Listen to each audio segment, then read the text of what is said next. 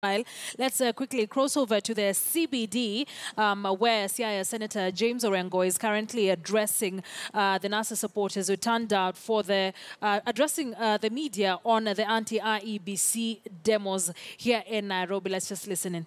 From the UK and other delegations. The same team of diplomats, I understand, were meeting with the president moments ago. One of the things they told us yesterday was that they had gotten assurances that the government will not interfere with peaceful demonstrations. That so long as demonstrations were being held peaceably and the demonstrators would be unarmed, the police, instead of interfering with those demonstrations, they would actually give, security and safety passage to the demonstrators. Now, to our surprise, while these same diplomats were meeting with the President Uhuru Kenyatta, the police were brutalizing peaceful Kenyans who had turned up to demonstrate. In fact, yesterday we had given assurances to people in Nairobi that we're going to start from Uhuru Park. We are going to have a rally before we start our demonstrations into town, and that we had had indications from the diplomats that there would be no interference. We had hired public address systems, quite sophisticated machinery to enable us to speak to our people. They were on the ground to try and mount those public address systems. But instead, when our team here of members of parliament and leaders of the coalition made an attempt together with our supporters not only to hold that rally at Uhuru Park, but to hold the demonstrations, the police, in their usual style, responded by brutality and tear gas. And I think some of those pictures are going to find themselves into the international media, as others have done. So first of all, I want to condemn the diplomats from the United States and from the United Kingdom and those others who were in that meeting for giving us assurances which didn't work.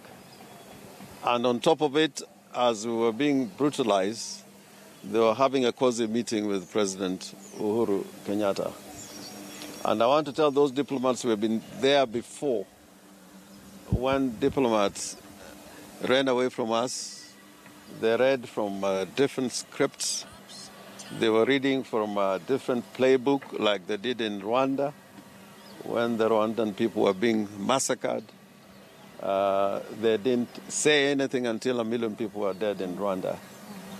We are going to go on in exercise of the sovereignty of the people of Kenya to continue to express our disagreement with the Electoral Commission in its decision to continue with the elections on the 26th of October 2017.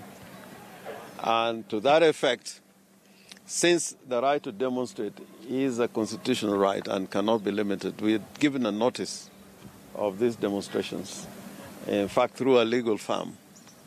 As we have done today, and as we'll do tomorrow, these demonstrations are going to continue until the cry of the Kenyan people are heard.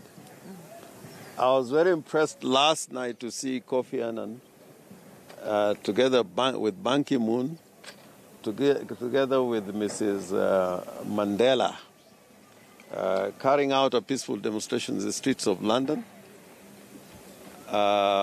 expressing their concern about what is happening in North Korea.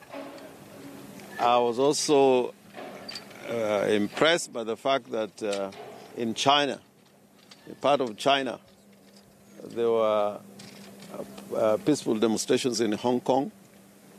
In Russia, there were peaceful demonstrations. And just 2 days ago, President Uhuru expressed his amazement with the way demonstrations were going on in Barcelona.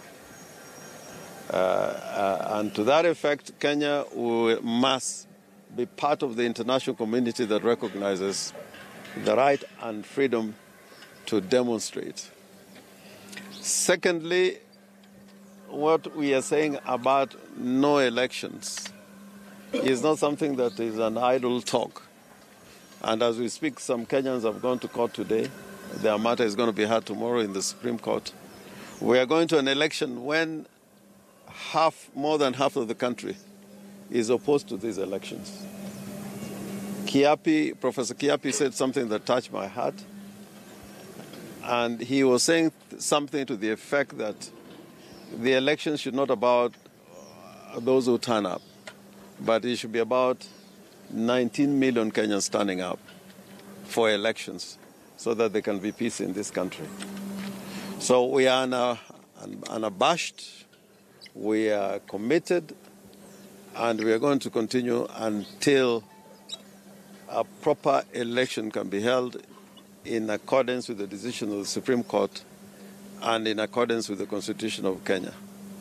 And we are not going to allow a situation where Kenya becomes a banana republic, where any election is considered to be an election. We are saying uchaguzi bora, si bora uchaguzi. The no election, no reform movement is going to continue until the cries of the majority of Kenyans is heard. And tell President Uhuru when we were working very hard for this constitution.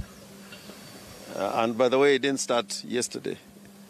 It started many years ago. Him and Ruto were comfortable, in whatever they were doing in those days, whereas there were Kenyans who sacrificed. Some of them died, some of them were imprisoned, including Raila Amolo Odinga, to enable us to have this constitution. And it is part of our duty to defend the values and principles contained in this constitution. Therefore, I will say that, kutokea leo, kama tumefanya hapo mbeleni, tutaendelea mbele na maandamano. Maandamano ni haki yetu, na maagizo ya katiba lazima zitekelezwe, kwa sababu Kenya tuliamua tuwe nchi ambao inaongozwa na mfumo wa siasa ya kidemokrasia, na ya kwamba kama kuna uchaguzi lazima iwe uchaguzi ambao inaambatana na katiba, ambao inaheshimu katiba, na hatutachoka.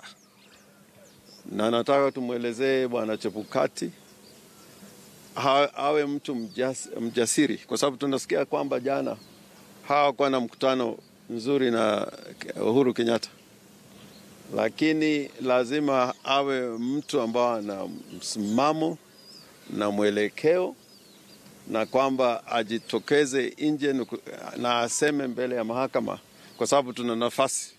Kuna kesi ambayo itaendelea kwa mahakama kuu kesho. Hiyo ni nafasi yeye kuelezea nchi nzima ya kwamba haya matayarisho ya uchaguzi, na uchaguzi ambao pengine itatekelezwa kulingana na hayo matayarisho, haiwezi kuwa uchaguzi ambao inaambatana na katiba ya Kenya. Awe na msimamo kama Rosalina Akombe, na aseme ya kwamba lazima Kenya iwe na uchaguzi ambao wana Kenya watakuwa na nafasi mwafaka ya kuchagua kiongozi ambao anafaa kutawala Jamhuri ya Kenya. Na tunasema ya kwamba kuna utofauti ya kiongozi na yule pengine anajigamba kama rais. Idi Amin alikuwa rais, lakini kwa kweli hakuwa kiongozi. Mandela alikuwa katika korokoroni na pamoja kwa maabusu ya wale watu wa Afrika Kusini ambao walikuwa na makaburu. Umepatia neno halisi. Hawa makaburu hawakuwa viongozi, lakini Mandela aliweza, pamoja na kwamba alikuwa amewekwa korokoroni kuongoza nchi ya South Africa, ikawa nchi ya kidemokrasia.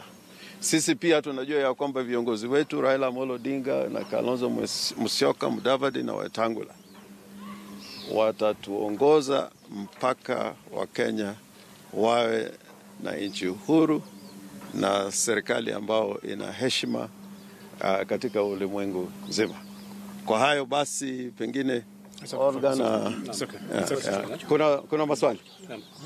Kesho imetajwa kuwa siku kuu, watu wasiende kazini. Je, mtakuwa pia na maandamano? Unajua Uhuru ndiye ametangaza. Maraga amesema kesho yuko kazini.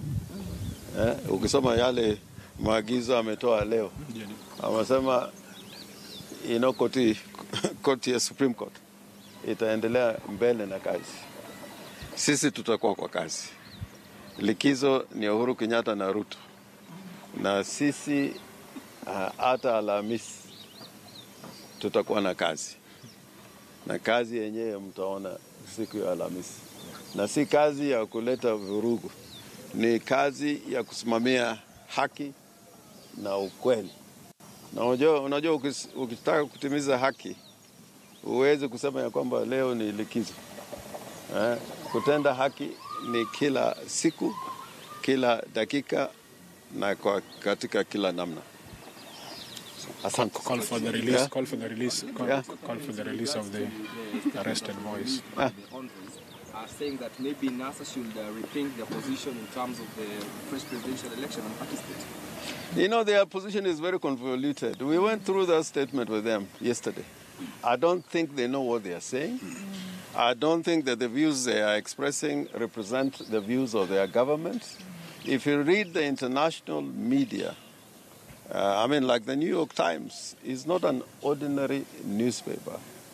You read the Daily Telegraph, not an ordinary newspaper. You read the Guardian, you read the Washington Post. All of them are saying that it is better for Kenyans to think about a better way of resolving our problem and not to have an election for the sake of elections. The Pope, despite what the Nation newspaper was saying, that he is praying for Kenyans. The Pope is always praying, even for those who have sinned. The Pope is always praying.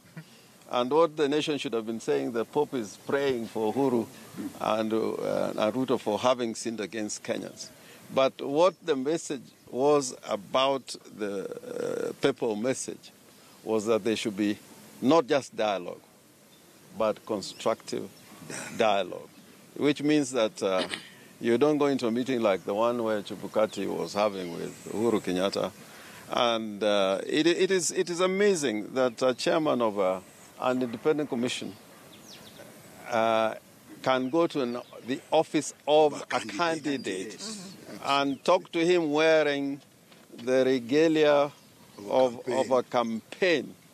He was not sitting there as President of the Republic of Kenya. He was showing to Chebukati that I am here, Uhuru Kenyatta, candidate for Jubilee. And Chebukati went there in the hope of meeting the President of the Republic of Kenya. Unfortunately, he didn't. And that's why I think Chebukati up to now has not spoken about that meeting, because I think he was taken aback. So, forget about the diplomats. We have been there before. They have taken positions before against the people of Kenya. And we are prepared, to fight for the sovereignty of Kenyans, not of foreigners who are protecting them.